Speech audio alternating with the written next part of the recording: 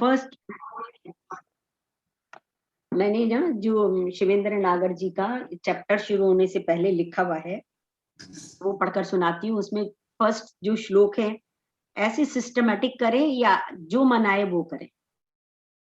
जैसे 1 से 8 अध्याय 10 में कृष्ण जी विनीता जी, मैं आपका बाद में सुनूंगी, मैं आपका उस पे सुनूंगी, मैं दूसरी मीटिंग अटेंड करूंगी। शुक्रिया आपका। जय गुरु। जय गुरुदेव। विश्व रूप को देखने की प्रार्थना तथा उसका पूर्ण होना। अर्जुन 10 में उसने उनकी विभूतियों को देखा सुना, अब कह रहा है कि इसके मुझे दर्शन करा दीजिए। उपरांत अर्जुन के मन में सारी विभूतियों को एक स्वरूप में देखने की चाहत होती है।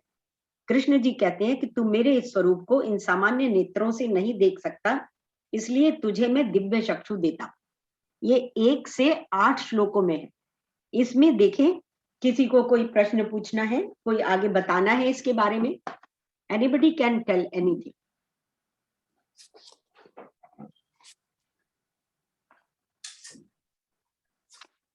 एक से 8 श्लोक में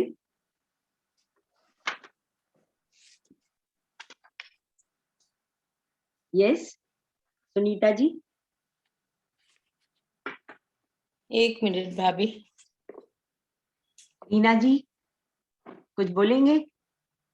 दिनेश जी? इतना अच्छा बोली। हाँ जी, क्रीम तुम्हारी फ्रिज में रखी है। आवाज में ना गूंज आ रही है, क्लियर नहीं आ रही।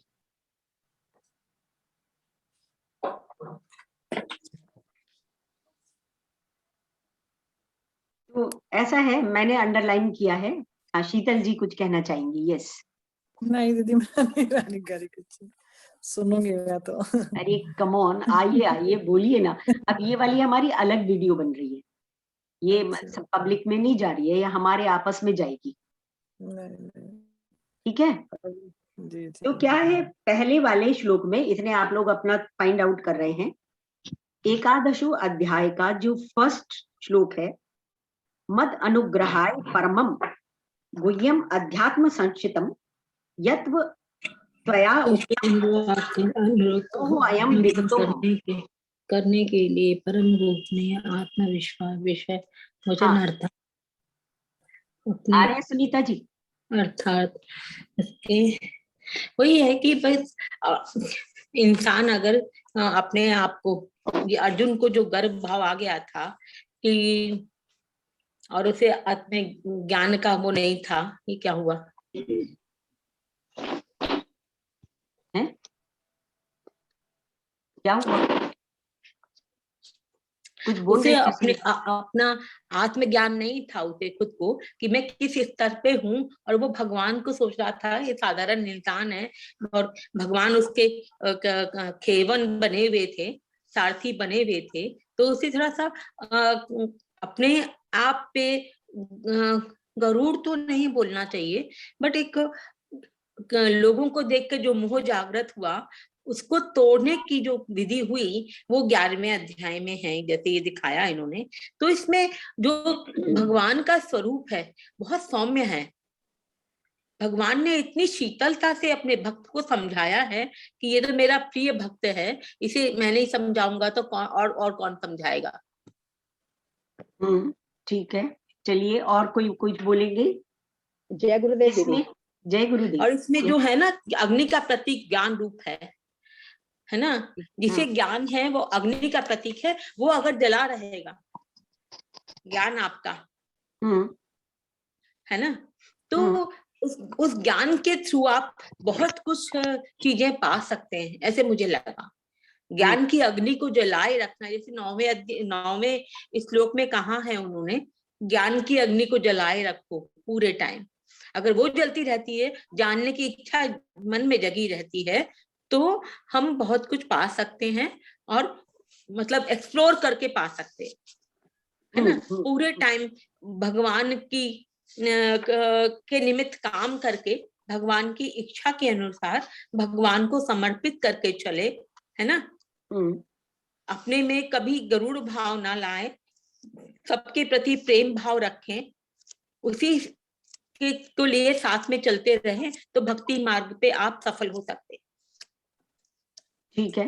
हाँ रमा जी, आप बताएं कुछ। हाँ दीदी, आपने बोला बैर और द्वेष के ऊपर बोला ना आपने कि वो नहीं करो किसी से, ठीक है।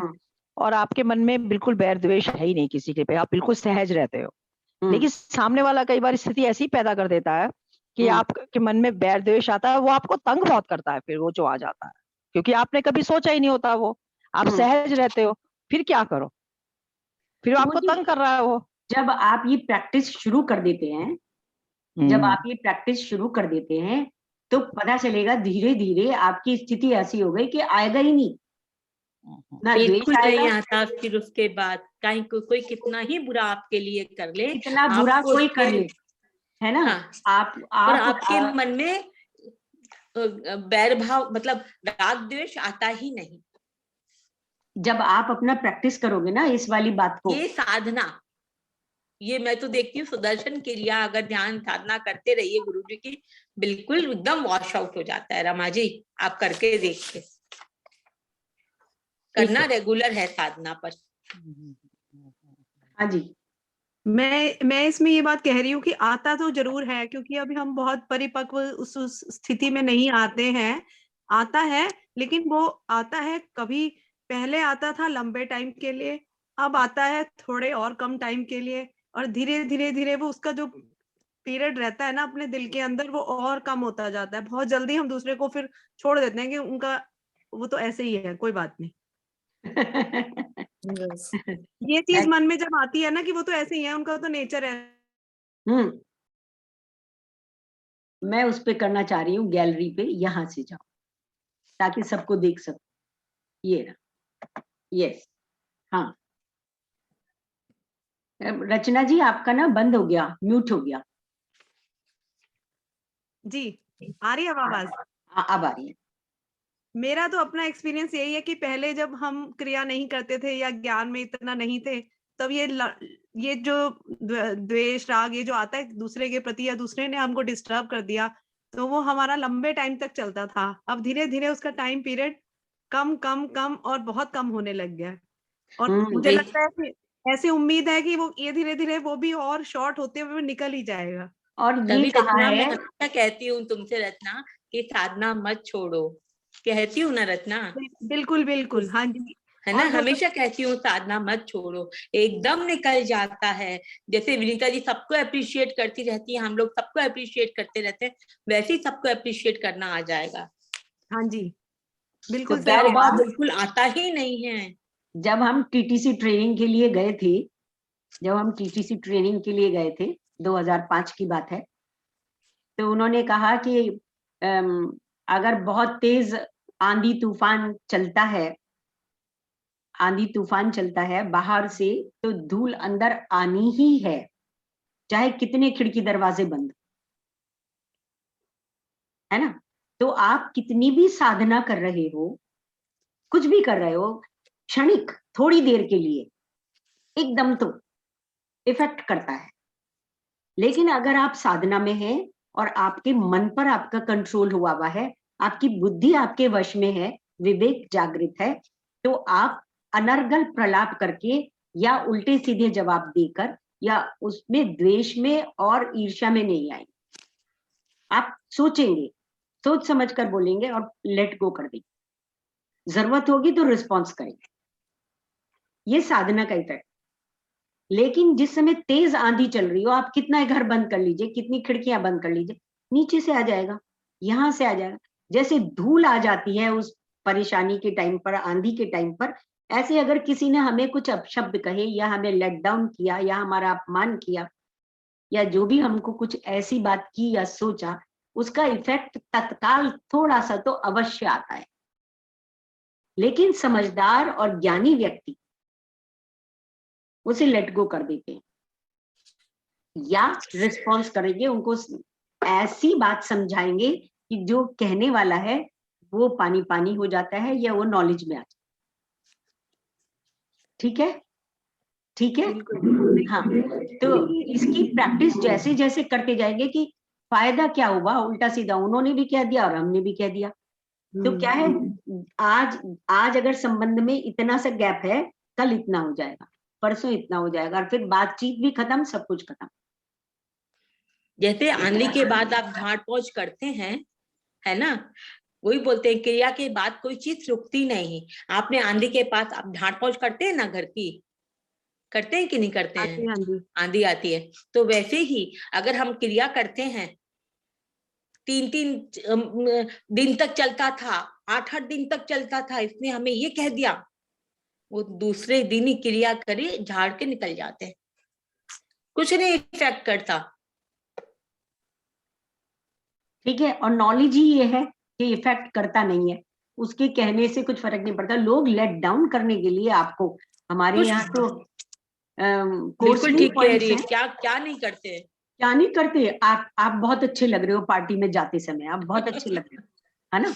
और बाय द वे ऐसा हुआ कि आपने जिस समय बिंदी लगाई या लिपस्टिक लगाई, उसका कलर कुछ बेमेल हो गया, दिखाई नहीं दिया आपको। तो जो लेट डाउन करने वाले लोग होंगे वो उसी को पॉइंट आउट करके आपको कॉन्शियस कर देंगे, आपका कॉन्फिडेंस शेक हो जाएगा। नहीं, कोई भी चीज को पॉइंट आउट करके आपको कॉन्फिडेंस को आपको हिला देंगे। तो जो समझदार हैं, जो आपको अपना मानते हैं, वो पब्लिकली नहीं करेंगे, अगर करेंगे तो ठीक करने का भी उपाय उस समय होना चाहिए। जो दूसरी बिंदिया लगा भी दे या लिपस्टिक आपको प्रोवाइड कर दें या पब्लिकली ना बोले, लेट गो, क्या फर्क पड़ रहा है? अगर हमने डिफरेंट लगा भी ली, हफ्ते पहले मेरे साथ हुआ है लिपस्टिक वाला किस्सा है ना, इट हैपेंस। यार तुमने ये नहीं किया और दूसरा ना कॉन्शियस हो गया, है ना। हमारा कॉन्फिडेंस गया और हमारा सारा ध्यान, ये थे चप्पल ही गलत पहन गए, आप घर की चप्पल पहन के चले गए। वृंदावन गए थे घूमने और इतनी जल्दी जल्दी गई कि जो घर के स्लीपर होते हैं ना, वो बदलने गए, वही पहने चली गई और पूरा समय वही पहने, क्योंकि दूसरे रखे ही नहीं थे। 1 दिन का ट्रिप था, सुबह से शाम तक का, या 2 दिन का था, तो वही पहने सारे समय। अब वो बात अलग है कि आपने उसे बर्दाश्त कर लिया और किसी ने टोका नहीं, लेकिन खुद आपको भी लगता है कि अरे इतने सारे होते हुए और आप वो स्लीपर पहन के चले गए अपने घर की। और कितनी बार होता है हड़बड़ी में आप जल्दी जल्दी में कार में वैसे ही बैठ जाते हैं, पर होम स्लीपर से हो गया, क्या करें? तो अब कुछ नहीं किया जा सकता, कुछ नहीं कर सकते, अब कुछ नहीं कर सकते, लेट गो। हम तो हम ही है ना, हम तो चेंज नहीं हुए। स्लीपर कम हुए, ज्वेलरी का फर्क पड़ गया, लेट गो, कोई फर्क नहीं पड़ रहा। पर इस चैप्टर में सबसे ज्यादा उसी भाव को दर्शाया गया है, यदि आपके अंदर पात्रता, भगवान को ग्रहण, भगवान की जो विषम से विषम रूप को देखने की क्षमता, वो पात्रता नहीं है, तो उसको देखकर आप खिल जाते हो। उसका साक्षात्कार जो होता है तो आपके पूरे अस्तित्व को हिला देता है वो। तो अब मैंने पॉइंट वाइज जो चैप्टर में मैंने अंडरलाइन किया, इस चैप्टर में हमने क्या सीखा, टेक अवे पॉइंट्स जरा से बताती हूँ। तो पहला श्लोक में है, रीना जी का म्यूट है, कुछ कहना चाह रही है शायद। हाँ कहिए। रीना जी का म्यूट है। रीना आप अपने को अनम्यूट कर लीजिए। हाँ जी, एक क्वेश्चन है मैम मन में। ये वही वाली बात हुई जैसे हम मतलब कोई भी परीक्षा देते हैं, एग्जाम देते हैं और हमें सब कुछ याद होता है और हम क्वेश्चन को देखते ही ऐसे सॉर्ट आउट करते चले जाते हैं। तो यही हम ज्ञान में आ जाते हैं और हमें सब कुछ पता होता है, तो मतलब फिर हम परेशानियों में नहीं घिरते, निकलते चले जाते हैं। बिल्कुल ठीक बात। क्वेश्चन आया मन में। बहुत बढ़िया बात है, बहुत बढ़िया है। तो पहला जो श्लोक है उसमें जो मीनिंग है, मीनिंग पढ़ रही हूँ। गुरु का एकमात्र उद्देश्य होता है ज्ञान द्वारा अपने शिष्य को संसार से मुक्त करना। केवल संसार से नहीं, अपितु गुरु स्वयं से भी मुक्त कर देता है। गुरु है, गुरु स्वयं से भी मुक्त कर देता है, बंधन में नहीं रखता। कोई भी गुरु को आप देख लीजिए, जो अच्छे गुरु हैं, यही गुरु की अनुकंपा है।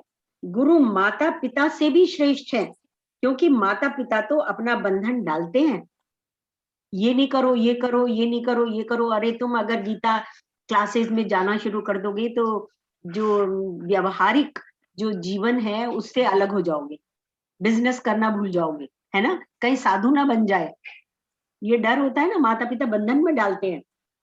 तो क्या है, अर्जुन का यह वचन कि आपने मुझ पर अनुकंपा की तथा इन वचनों के कारण मेरा मोह नष्ट हो गया, यह बात पूर्णतः सत्य है।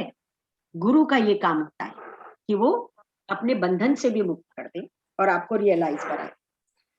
गुरु एक्चुअली भाभी, गुरु एक्चुअली माता पिता से भी हमें 300 गुना ज्यादा प्यार करता है।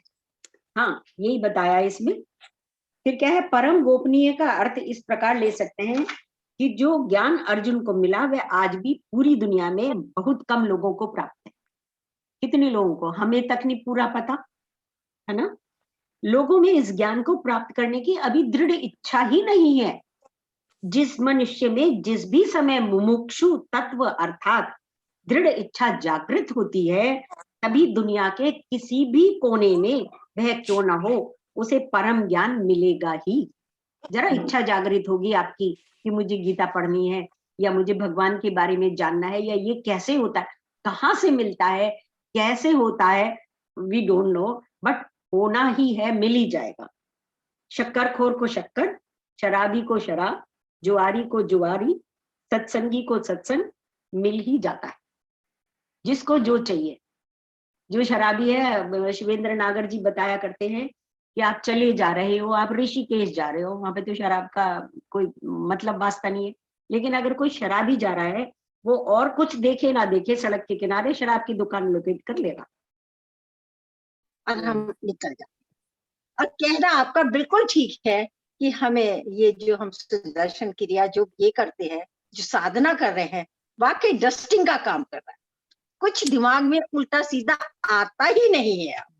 हम लोग सुबह से ही अगर अपना कर ले, प्राणायाम कर लेते हैं ये, तो वाकई पूरा दिन इतने अच्छे से गुजर रहा है, क्योंकि सुबह ही हमें बहुत अच्छी एनर्जी मिल जाती है।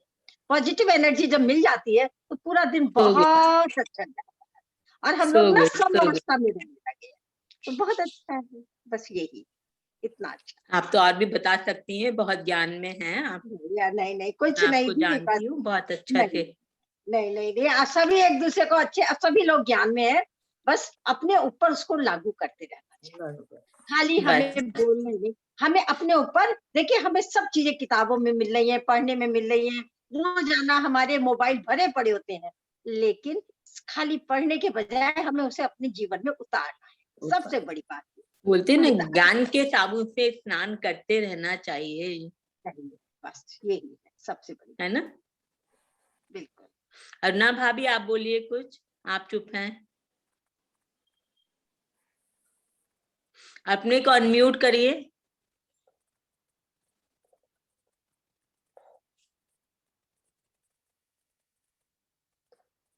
दिनेश भैया, आप बोलिए कुछ। जय गुरुदेव दीदी। जय गुरुदेव भैया। नहीं, ये तो सत्य ही है कि धीरे धीरे जैसे जैसे हम उस पाथ पे आगे बढ़ते हैं तो चेंज तो आते ही है, आना ही है। अगर पहले 10 बार 10 में से 8 बार डिस्टर्ब होते तो अब 10 में से 2 बार डिस्टर्ब होते। बिल्कुल। और ये कितना कमिटमेंट के साथ हम कंटिन्यू कर रहे हैं, उसके उस पे ऊपर प्रोग्रेस डिपेंड करता है। और गुरुजी, एक बार एक नॉलेज मैंने शीट पढ़ी थी गुरुजी की, वो गुरुजी कहते हैं, मैं तो मेरे पास तो थर्मामीटर है पात्रता देखने का, तो जितना मेरा गहरा भक्त होता है, मैं उस पे उतनी ज्यादा कसौटी करता हूँ। ये सब जगह कहा गया है, ठीक बात है ना।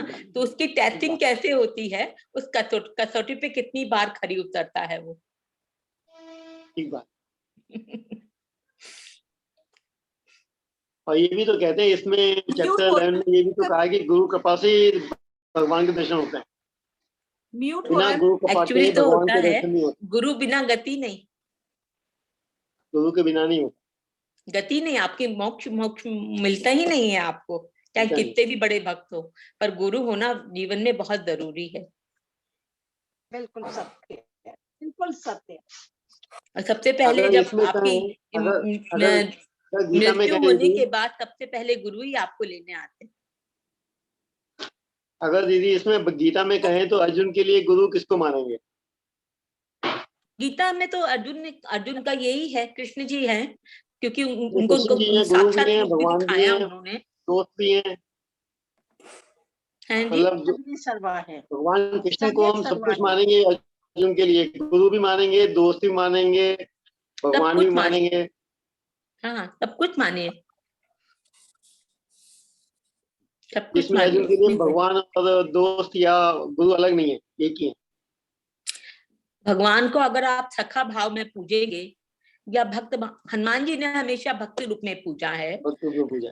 हाँ, और गोपियों ने हमेशा सखा भाव में पूजा है कृष्ण को। वो कुछ ही कह लेती हैं, कुछ ही सुन लेती हैं, पर देखिए उनको उठा उठा के कंधे पे चले हैं। कहा क्या क्या नहीं किया गोपियों के लिए कृष्ण ने।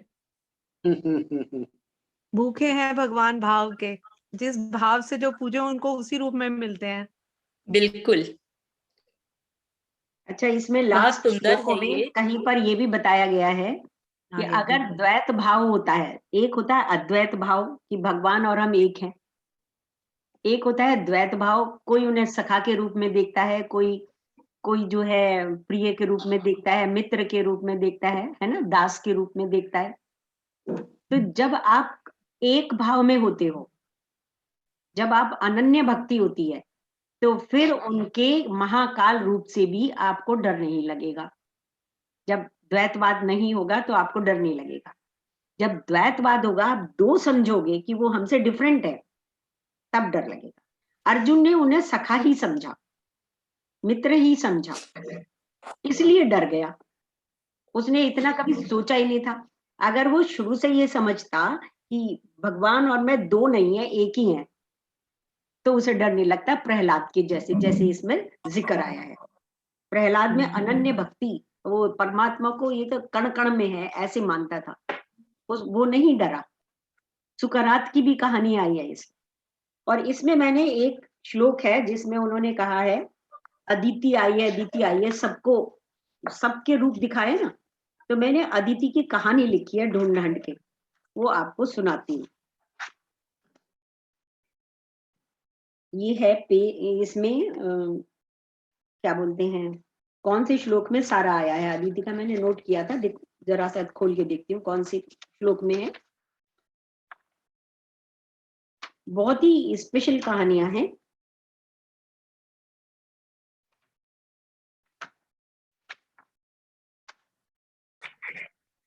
अलग से नोट करने लगी तो बहुत सारी के सारा ही चैप्टर दोबारा हो जाता, तो मैंने कहा वो तो बहुत मुश्किल काम है।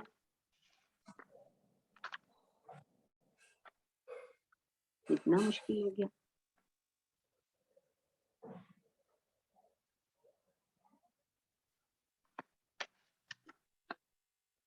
अभी तो चक्षु के बारे में उस दिन जीजी ने बताया था, कितने सारे चक्षु होते हैं, 4 तरह के, याद है सबको? मेरा वो पेज ही गायब हो गया। खैर मैं कहानी सुना देती हूँ, उसमें तो कोई बात नहीं है।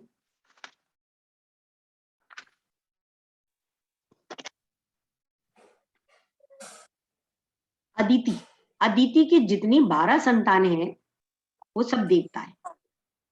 अदिति कौन थी और दिति कौन थी, इनकी कहानी मैंने नोट करी है यूट्यूब से। अदिति ने हमारी पौराणिक कथा, अदिति हमारी पौराणिक कथा की पात्र है। अदिति संस्कृत शब्द है जिसका अर्थ असीम है। दक्ष प्रजापति की पुत्री थी अदिति, और कश्यप ऋषि की पत्नी थी। अदिति कश्यप ऋषि की दूसरी पत्नी थी और इनके 12 पुत्र हुए जो आदित्य कहलाए। उन्हें देवता भी कहा जाता है। ये सारे के सारे जितने देवता हैं सब अदिति के पुत्र हैं। प्राचीन भारत में अदिति की पूजा का प्रचलन था, लेकिन अब नहीं है। देवताओं की माता का नाम अदिति है। अदिति के पुत्रों को आदित्य कहा गया है। 33 देवताओं में अदिति के 12 पुत्र शामिल हैं। टोटल 33 देवता बताएं, जो विवस्वान, मर्यामा, कुशा, त्वष्टा, सविता, भग, धाता, विधाता, वरुण, मित्र, इंद्र, त्रिविक्रट, भगवान वामन भी कहे जाते हैं। 12 आदित्यों के अलावा 8 वसु हैं, 11 रुद्र और 2 अश्विन कुमार, समस्त देवताओं को जन्म देने वाली अदिति लोक माता भी कहलाती। अदिति के पति ऋषि कश्यप ब्रह्मा जी के मानस पुत्र मरीचि के विद्वान पुत्र थे। मान्यता के अनुसार उन्हें अनिष्ट नेमी के नाम से भी जाना जाता है। इनकी माता कला कर्दम ऋषि की पुत्री और कपिल देव की बहन थी। अदिति के पुत्र विवस्मान से मनु का जन्म हुआ। आप देखेंगे बीच में हमारा विवस्मान और मनु का जिक्र आया है कृष्ण जी और अर्जुन के बीच में। तो उसने कहा विवस्मान तो पता नहीं कितने युग पहले आ गए और आपका जन्म आप अब है मेरे समय में, तो आपने विवस्मान को कैसे समझाया, ऐसे पूछा था ना अर्जुन ने। तो विवस्मान से मनु का जन्म हुआ। महाराज मनु के 10 पुत्र इक्ष्वाकु, दृक, धृष्ट, स्वयाति, दुष्यंत, दिष्ट, वसु, प्रांशु, नाभाग, करुसिक, प्रच्छिद्र नामक 10 पुत्रों में विवस्मान को ही सूर्य कहा गया। विवस्मान को सूर्य कहा गया। 12 आदित्यों में उन्होंने बताया हर महीने आप देखोगे सूर्य का रूप बदल जाता है।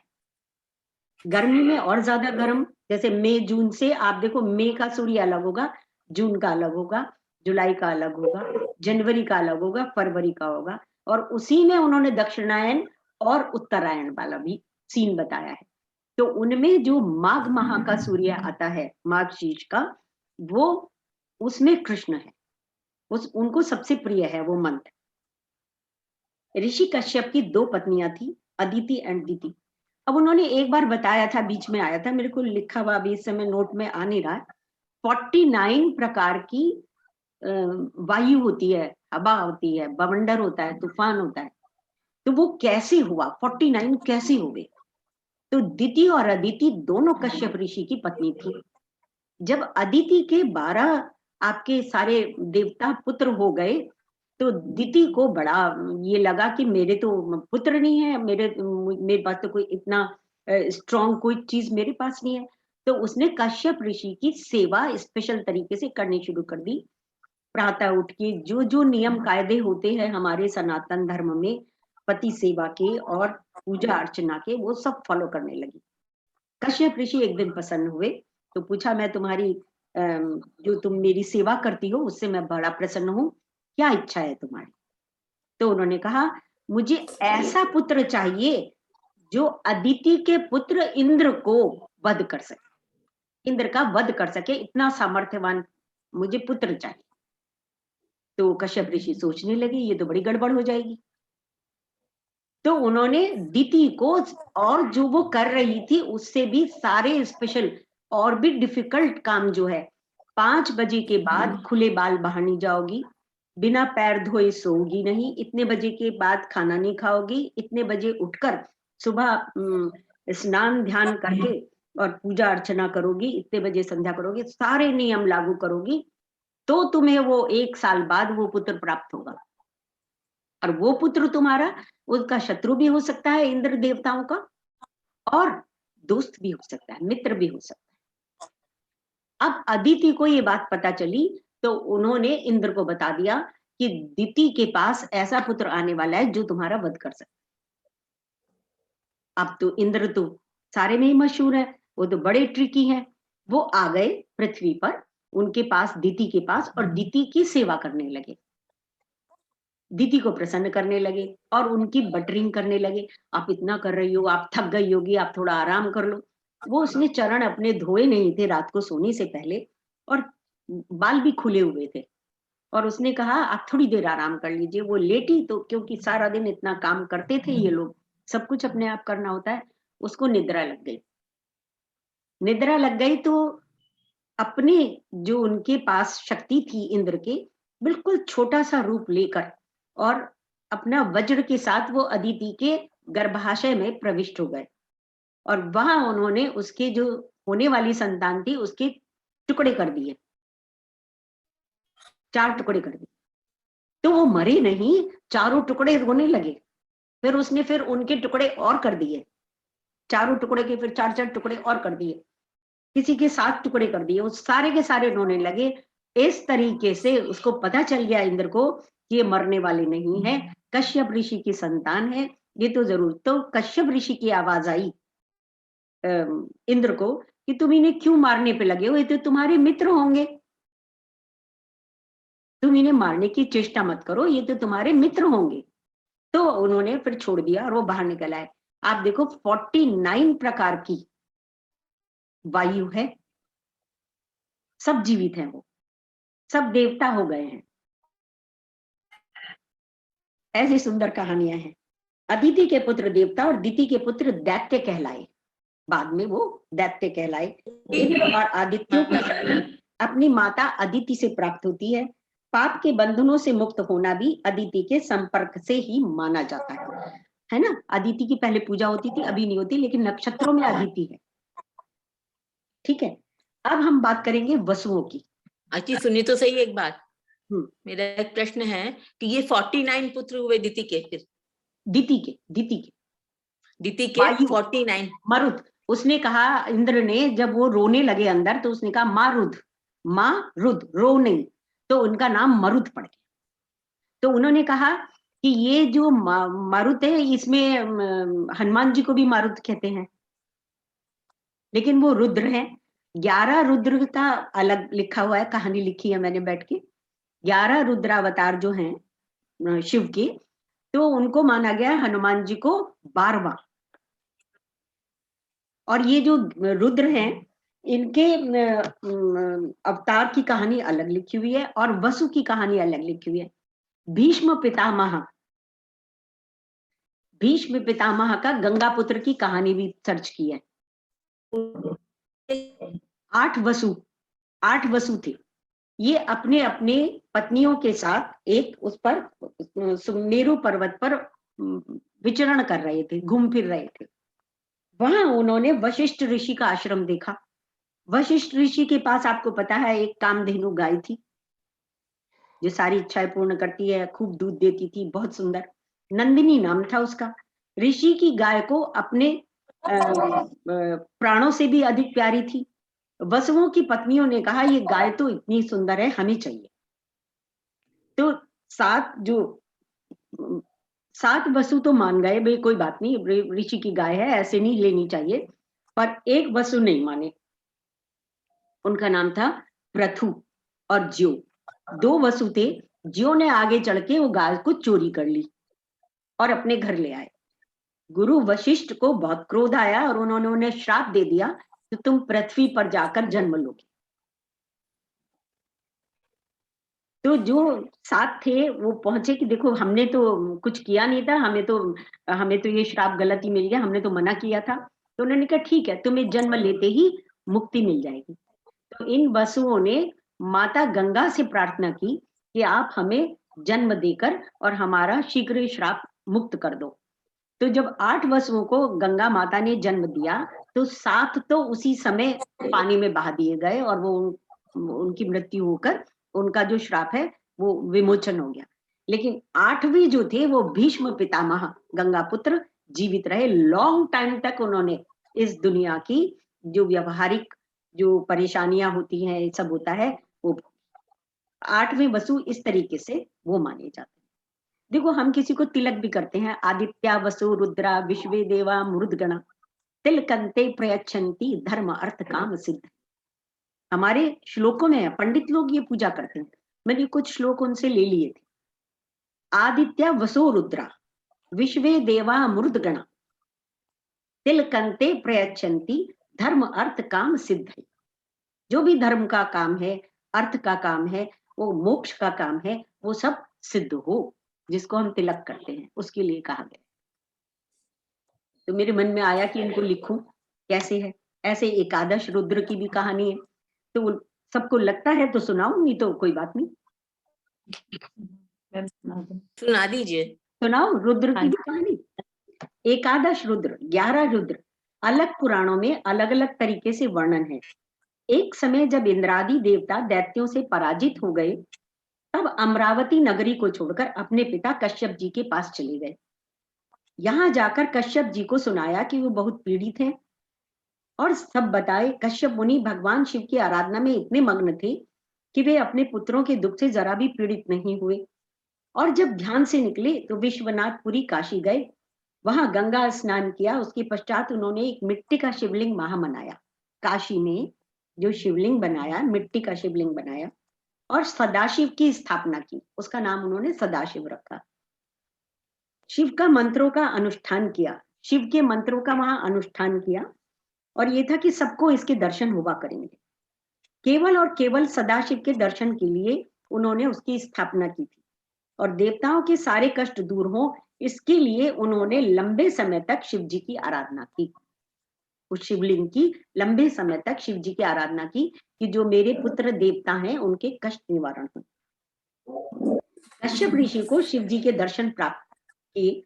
अब मैं चाहता हूं कि आप देवताओं की सहायता करो, और कश्यप ऋषि ने उनसे कहा कि आप देवताओं की सहायता करो, मेरे पुत्रों की सहायता करो। और जो दैत्य हैं उन्होंने उसका राज्य को छीन लिया है, अमरावती को। महाबली दैत्यों ने मेरे पुत्रों को पराजित कर दिया है, और कौन पिता अपने पुत्रों के दुख से दुखी नहीं होता। तो आप देवों के कल्याण के लिए ऐसा कुछ करिए कि मेरे पुत्र विजयी हो। इसलिए हे देवेश्वर, आप स्वयं मेरे पुत्रों के रूप में प्रकट होइए। अब उनको मारने की शक्ति, जो दैत्य थे उनको मारने की शक्ति तो इन चुटर-पुटर लोगों में नहीं होती है। 11 रुद्र भी कैसे आए, उनका यहाँ पर वो है। तो जिस प्रकार भगवान ने वरदान दिया, आप देवों के कल्याण के लिए ऐसा कुछ करिए कि मेरे पुत्र विजयी हो। इसलिए हे देवेश्वर, आप स्वयं मेरे पुत्रों के रूप में प्रकट होइए। शंकर भगवान से ये वरदान मांगा कि आप स्वयं मेरे पुत्रों के रूप में प्रकट होइए। जिस प्रकार भगवान ने वरदान दिया था उसी तरह सुरभि जी के गर्भ से, कश्यप ऋषि की पत्नी यहाँ पर सुरभि जी के गर्भ से 11 स्वरूपों में प्रकट हो, वही एकादश रुद्र हैं।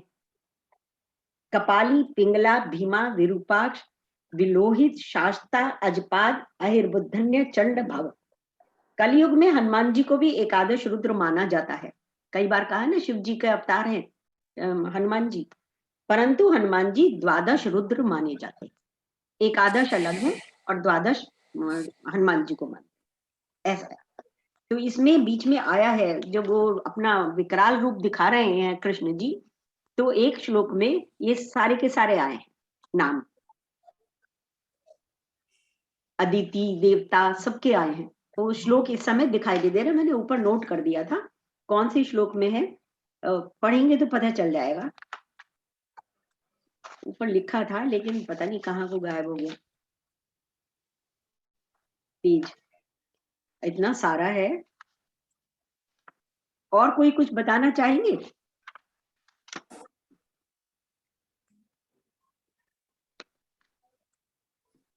यस,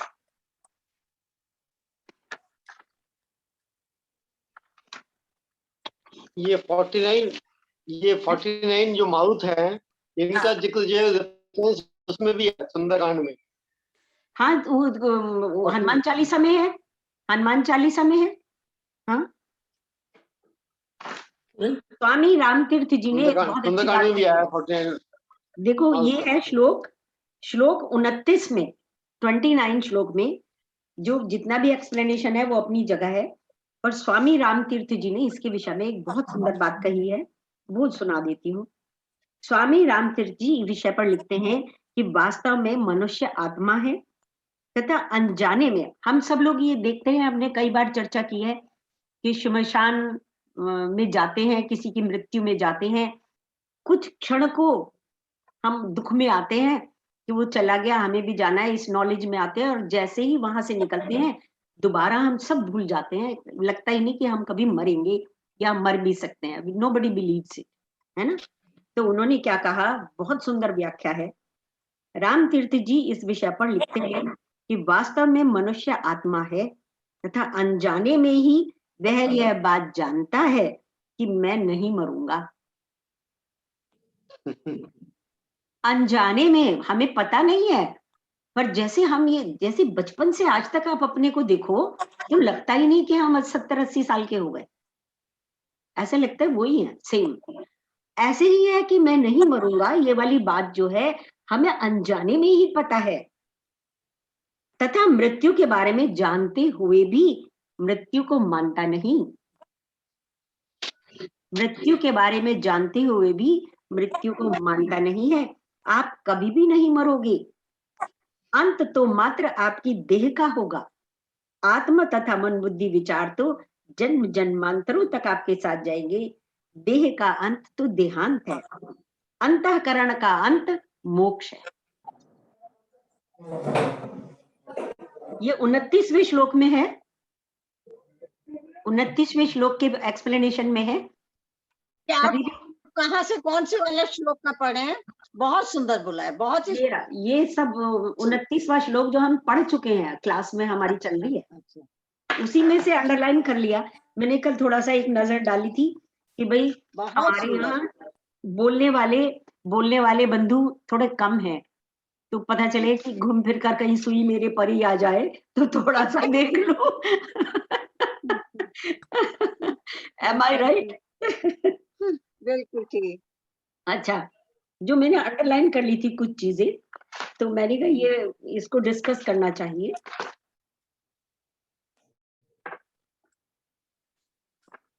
और भी एक दो जगह बहुत सुंदर है, मैंने पेज मोड़ रखे हैं। दूसरा उन्होंने कहा, एक जगह छोटी सी बात है, ये है श्लोक 33वें श्लोक में, 11वें अध्याय के 33वें श्लोक में, भोग, समृद्धि, राजपाट इत्यादि के विरोधी नहीं है शास्त्र। अगर आपके पास राजपाट है या आपके पास सुख समृद्धि है तो जरूरी नहीं है कि वो गलत है, उसके विरोधी नहीं है शास्त्र। इस श्लोक में कृष्ण जी ये कह रहे हैं, अगर तुझे अपने कर्तव्य कर्म करने के उपरांत समृद्धि मिलती है तो उसको भी पूरे आदर से स्वीकार कर। समृद्धि मिल रही है, राज्य मिल रहा है, यश मिल रहा है, उसे स्वीकार कर।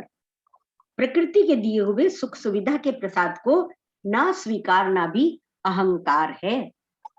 जो कुछ स्वतः मिल रहा है या आपको अपने कर्म कर्तव्य की पूर्णता पर मिल रहा है, उसे सहज स्वीकार करो।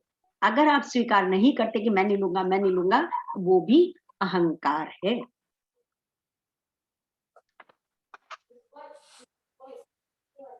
एक और मैंने अंडरलाइन किया हुआ है, प्रभु के गुण अपरंपार हैं, 37वां श्लोक 37। चलिए एक करके समझने का प्रयास करते हैं। ब्रह्मा के आदिकर्ता शास्त्रों के अनुसार ब्रह्मा जी का उद्गम विष्णु की नाभि से हुआ। तो क्या है, ब्रह्मा का कैसे उद्गम हुआ वो भी मैंने पढ़ा।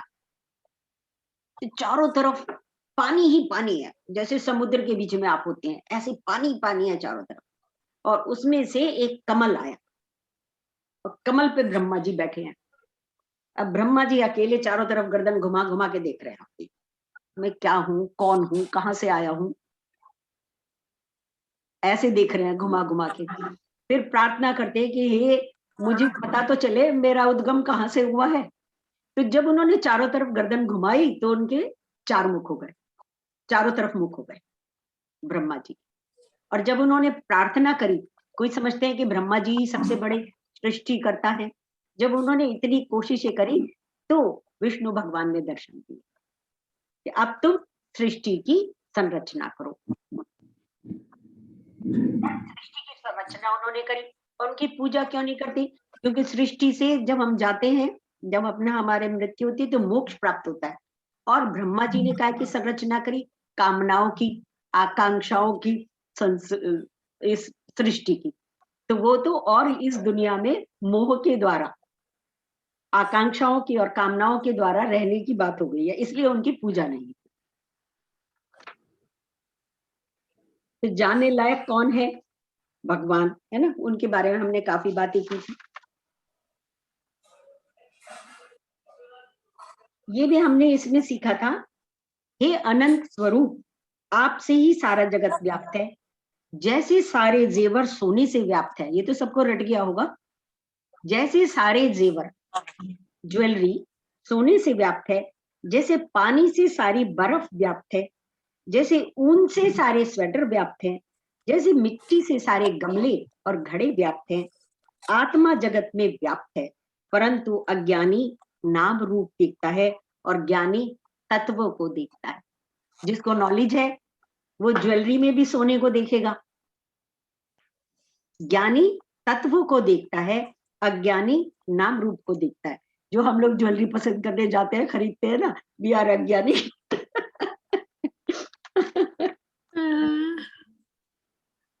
So good.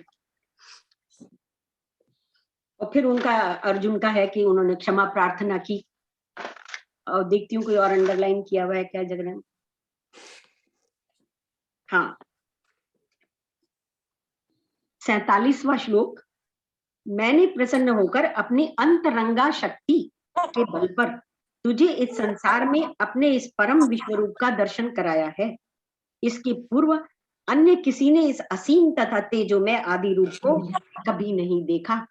और फिर उन्होंने प्रेसिडेंसी, वो बोलते हैं कि एक लॉ स्थापित किया कि ना यज्ञ के द्वारा, ना तप के द्वारा, ना मंत्रों के द्वारा कोई भी भक्त ये धारणा ना बनाए कि वो इस रूप को देख पाएगा कभी।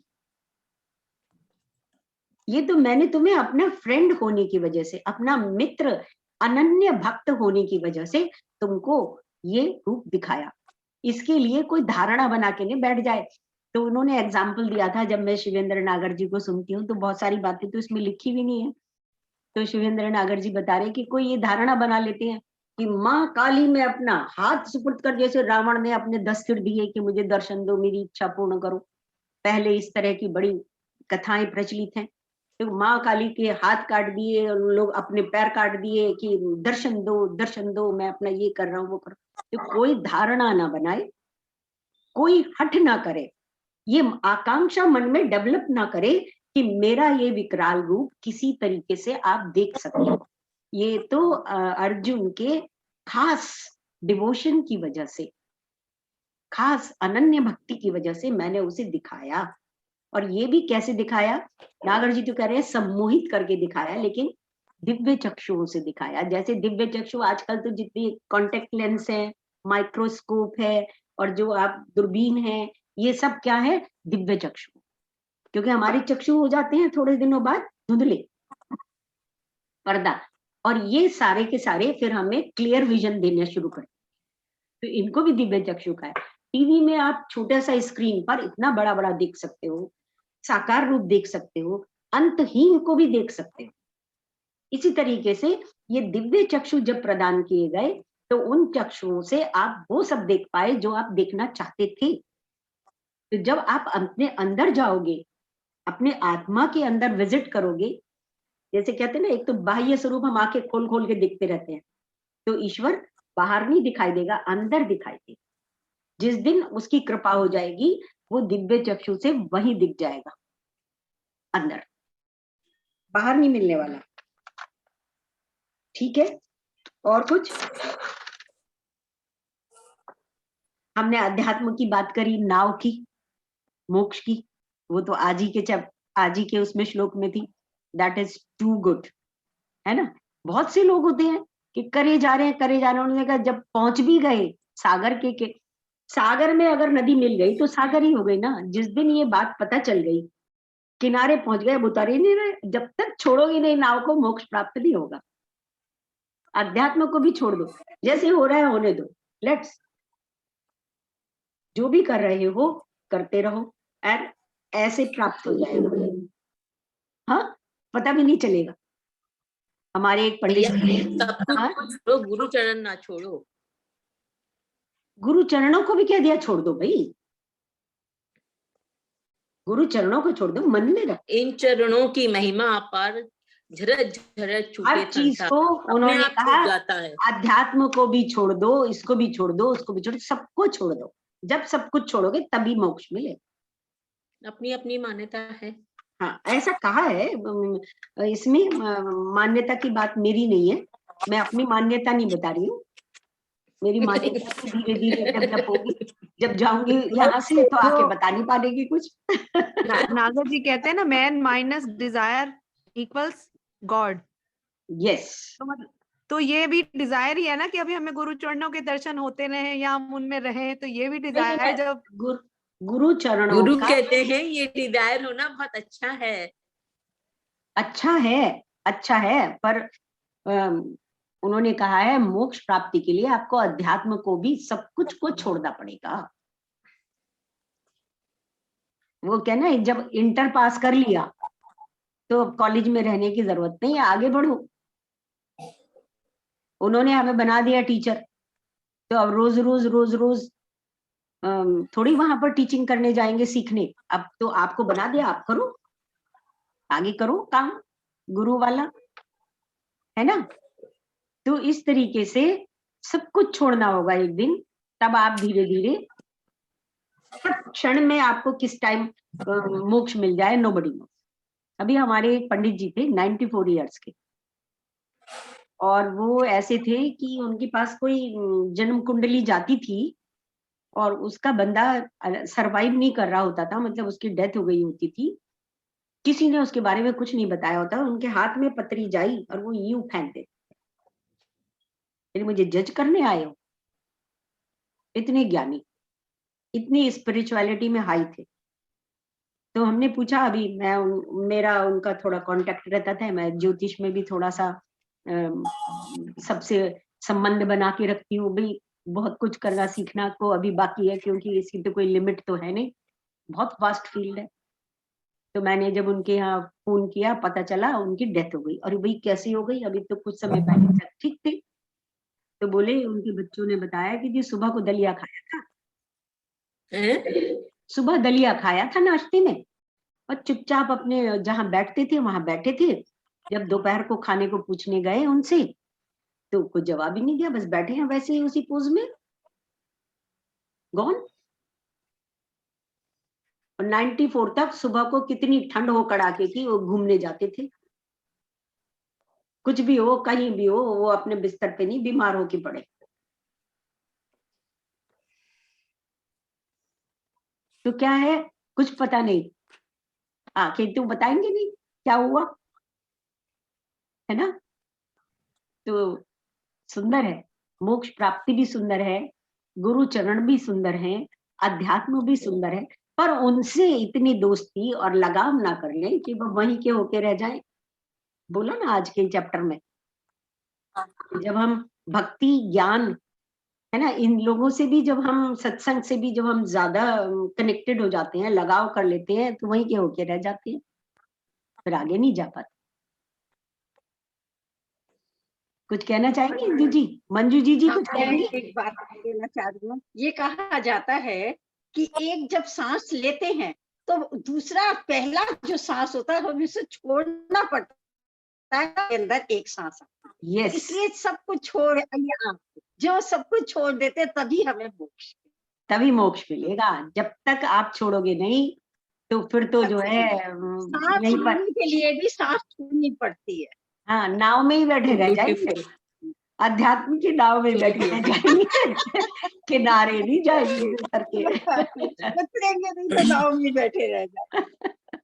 मैं बात शेयर करना चाहती हूँ, जब सांस छोड़ने के नई लिए सांस लेने के लिए भी जब सांस छोड़ेंगे तब नहीं, वो तो हर चीज की जब सांस ली जाएगी, इतना एक्सप्लेन किया है, रहेगी तो आती नहीं रहेगी। मैंने तो नागर जी की गीता से नोट किया है, वो उनका तो हर चैप्टर में, हर श्लोक में पूरा एक्सप्लेन करके पिछला तो आगे बढ़ते हैं। मैंने सोचा इतना लिखूंगी तो कैसे काम चलेगा, तो मैंने एक बात को एक ही बार ज्यादातर कोशिश करी है कि एक ही बार बताऊं, जब तक कि बहुत ही एसेंशियल ना हो बतानी, है ना। तो उन्होंने कहा जब बचपन में इतने से थे, हमारा तो वो भी है, मेडिटेशन भी कराया गुरुजी ने, इतने से थे, खा पीकर इतने हुए, तो जब वो स्वरूप छोड़ा तो ये मिला, बालपन छोड़ा तो युवान मिला, युवान छोड़ा तो वृद्धावस्था आई, वृद्धावस्था आई तो फिर वानप्रस्थ आश्रम आया, उसके बाद फिर आप मृत्यु की तरफ जाते हैं। तो हर चीज की उन्होंने शुरू में, तो जब मैंने शब्द सुना मृत्यु, बचपन की मृत्यु तो जवानी, जवानी की मृत्यु तो बुढ़ापा, बुढ़ापे की मृत्यु, ऐसे ही स्कूल की मृत्यु हुई तो आप कॉलेज गए, कॉलेज की मृत्यु हुई तो हायर स्कूल कॉलेज गए। ऐसे ऋतुओं की वैल्यू है, ऋतुओं के बारे में उन्होंने यही बताया कि एक ऋतु की समाप्ति होती है तो दूसरी आती है ना, एक के बाद एक, तो जब उसकी समाप्ति होती है तभी दूसरी आती है। तो जब मोक्ष प्राप्ति का मन बना लो तो अध्यात्म को भी छोड़ दो। जय गुरुदेव। हाँ जय भाभी गुरुदेव। आज का भाभी चैप्टर बहुत बढ़िया था। Very interesting. भाभी और आप हाँ मैं बहुत बढ़िया डिस्कशन रहा बहुत आज अच्छा का था। अब चैप्टर इसको मैंने बहुत रिकॉर्ड अच्छा किया है, इसको रिकॉर्ड किया भाभी है। अब देखती हूँ इसको कैसे अपलोड तो करेंगे नहीं तो सारी पब्लिक देखेगी। क्या करें बताओ, कैसे भेजें? कोशिश करती भाभी हूँ। चलिए, हाँ जी, हाँ जी, मैं बोल रही हूँ, मंजू बोल रही हूँ। हाँ जी जी जी कहिए कुछ। जैसे आप पूछ रही थी ना कि मोक्ष के बारे में बात हो रही है, तो वो सबने ही ठीक कहा है कि जब पहला छोड़ेंगे तो तभी मोक्ष मिलेगा। जैसे ऊपर की मंजिल पे जाना होता है तो लास्ट सीढ़ियों का लास्ट स्टेप तभी उस कमरे में हम पहुंच पाते हैं। हैं? तो ये हम अगर उसको पकड़े बैठे रहेंगे तो कमरे में कैसे पहुंचेंगे? एग्जैक्टली। ठीक है। दूसरी बात, ये मोक्ष जो है वो 4 तरह के मोक्ष बताए गए हैं। पहला है सालोक्य मोक्ष। इसका मतलब है कि हम भगवान के लोक में निवास करेंगे। दूसरा है सामीप्य मोक्ष, यानी हम भगवान के समीप में न रहना चाहते हैं। तीसरा है सारूप्य मोक्ष, यानी उन्हीं के स्वरूप को प्राप्त हो जाना। और चौथा है सायुज्य मोक्ष, कि उन्हीं से युक्त हो जाना। तो ये 4 मोक्ष बताए गए हैं। ये तो जो है आपने हमारी दूसरी डेफिनेशन को और पावर दे दी। ये सानुज्य है या सारुज्य है? थर्ड वाला सायुज्य। सायुज्य पहला है सालोक्य, दूसरा है सामीप्य, तीसरा है सारूप्य, उनके रूप हो जाना, अनुरूप हो जाना, उन्हीं के स्वरूप को प्राप्त हो जाना, सारूप्य। हाँ मंजू जी आप इसको लिख के डाल देंगी क्या व्हाट्सएप पे? मैं भी यही कहने वाली थी। हाँ डाल दूंगी मैं। और चौथा है सायुज्य, उन्हीं से युक्त हो जाना। उन्हीं से दिव्य चक्षु और बता दो 4 जो बताए थे। 4 जो चक्षु बताए थे मैंने, वो था पहला था ज्ञान चक्षु, भाव चक्षु, चर्म चक्षु, चर्म चक्षु। चर्म चक्षु तो सबसे पहले होना चाहिए। हाँ उसे पहले ले नहीं, आओ। चर्म तो बाद में होगा ना, बाद में होगा। नहीं, चौथा नहीं, चौथा है दिव्य चक्षु। सबसे बड़ा जो है वो दिव्य चक्षु है, जिस दिव्य चक्षु में हम भगवान का विराट रूप देख सकते हैं। और ये दिव्य चक्षु हर एक को नहीं मिले। चक्षु था, ये चर्म चक्षु का नाम नहीं याद आ रहा था। मैंने कहा एक तो हमारे साधारण चक्षु होते हैं, है ना, यही वाले होंगे। बहुत बढ़िया, वेरी गुड। तो ये 4 चक्षु हैं। और ये 4 ये जो मैंने जो 4 ये लोग मोक्ष बताए हैं, और इन चारों मोक्ष का ही संबंध भगवान के चतुर्व्यूह रूप से है। अच्छा। हाँ, भगवान के जो चतुर्व्यूह रूप हमेशा आता है वो इनका संबंध चतुर्व्यूह रूप से ही है। हाउ वो कैसे? हाँ कैसे? ये तो अभी मैंने नहीं लिखा हुआ इसमें। राम देखो, जैसे ना राम भरत की जोड़ी है और एक लक्ष्मण और शत्रुघ्न की जोड़ी मानी जाती है। तो ये अलग अलग कैसे है ये मुझे ठीक से नहीं पता यहाँ पे अब इस समय। इसको हमारे गुरुजी ने भी बहुत अच्छा एक्सप्लेन किया है। सालोक्य, सामीप्य, सारुज्य, सायुज्य। तो गुरुजी ने बहुत अच्छी तरीके से एक्सप्लेन कर रखा है।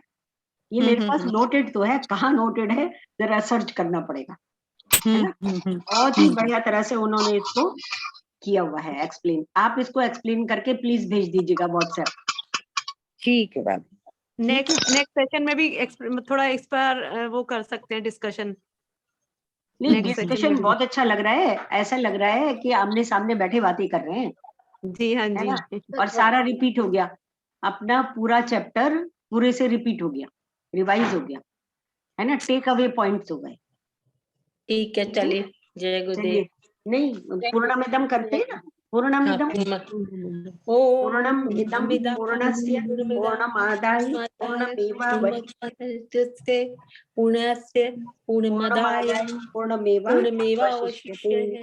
ओम शांति शांति शांति। जय गुरुदेव। जय गुरुदेव।